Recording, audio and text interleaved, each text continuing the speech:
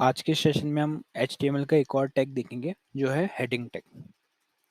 तो जैसे कि हमने पहले वाले सेशन में हमने देखा था कि किस तरीके से हम बेसिक स्ट्रक्चर HTML का डिफाइन करते हैं, तो उसी स्ट्रक्चर के बेसिस पे हम हमारे आगे वाले कॉन्सेप्ट्स को सीखेंगे।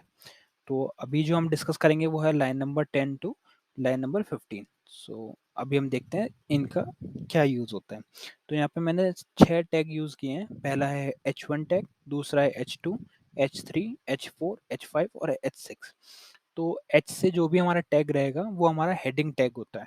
ठीक है, तो इसका स्ट्रक्चर वही रहता है कि सबसे पहले हम एंगुलर ब्रैकेट को ओपन करते हैं, फिर टैग नेम लिखते हैं। यहाँ पे हमारा टैग नेम है H1, फिर क्लोजिंग एंगुलर ब्रैकेट, फिर हमारा जो कंटेंट है उसका, तो मैंने कंटेंट में यहाँ पे लिखा है हेडिंग 1। फिर उसको हम क्लोजिंग टैग यहाँ पे यूज़ करेंगे जो है opening angular bracket forward slash और फिर टैग नेम और फिर क्लोजिंग एंगुलर ब्रैकेट। तो इस तरीके से हमारा एक एलिमेंट जो बना वो ये वाला बना H1 के लिए। तो इसमें हमने हेडिंग 1 ब्राउज़र पे शो करा रहे हैं इसके थ्रू। सिमिलरली हमने H2 बनाया, H3 बनाया, H4, H5, H6। H6 के बाद में हमारे पास नहीं होता, हमारा मेनली H1 से H6 तक ही हमारे पास हेडिंग के ऑप्शंस होते हैं।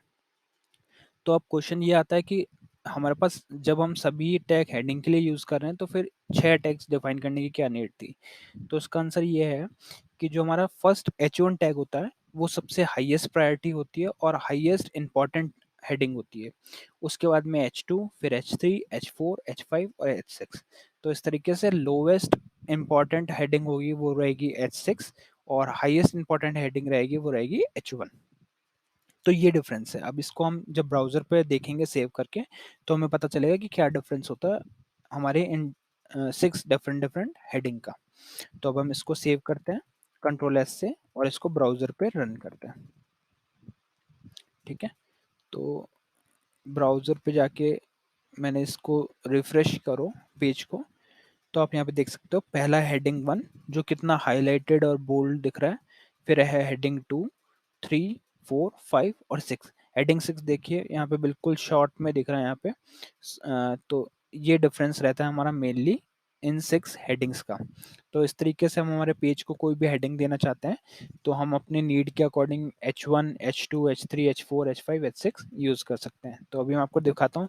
H6 को हम चेंज करके देखते हैं। तो H6 को मैं यहाँ पे H1 कर देता हूँ। क्लोजिंग टैग में भी H1 और यहाँ पे हम हेडिंग 6 की जगह यहाँ पे लिख देते हैं हाईएस्ट या न्यू हेडिंग। ओके, तो हमने यहाँ पे लिखा न्यू हेडिंग। अब इसको सेव करते हैं और ब्राउज़र को रिफ्रेश करके देखते हैं।